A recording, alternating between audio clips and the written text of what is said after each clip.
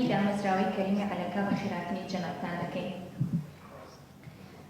بەڕێزان، لە حسووری جەنابتان پێکەوە یادی دڵسۆز و خەمخۆر بە مرۆڤ و دین و کۆمەڵگا دەکەینەوە کە بەڕێز مامۆستا شەماڵی کۆچ کردووە کە کار و کردار و وتە و ڕەوشتی بەرزی لە کار و کارکردندا هەڵوێستەی بە دامەزراوەکەمان کردووە تاکو ئێمەش بتوانین یادی بەرز بنرخێنین.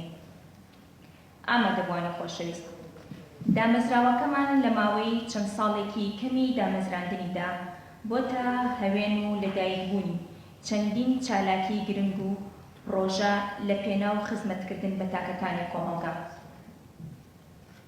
دامەزراوەی کەریمی عەلەکە لە ساڵی 2018 لەلایەن دۆستی کتێب و فەرهەنگ بەڕێز دکتۆر تەها ڕەسوڵ دامەزراوە و لە مانگی چواری ساڵی 2019 دەستی کردووە بە کار و چالاکیەکانی.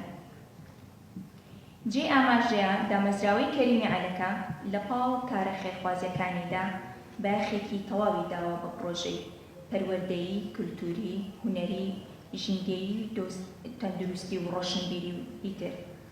بە شانازیەوە ماوەی 2 ساڵە دوو گەورەترین پرۆژەمان بەردەوامی هەیە کە ئەوانیش پرۆژەی چاپکردنی 1 ملیۆن پۆستەر بۆ ناودار و ڕووناکبیرانی کورد و بۆ 1000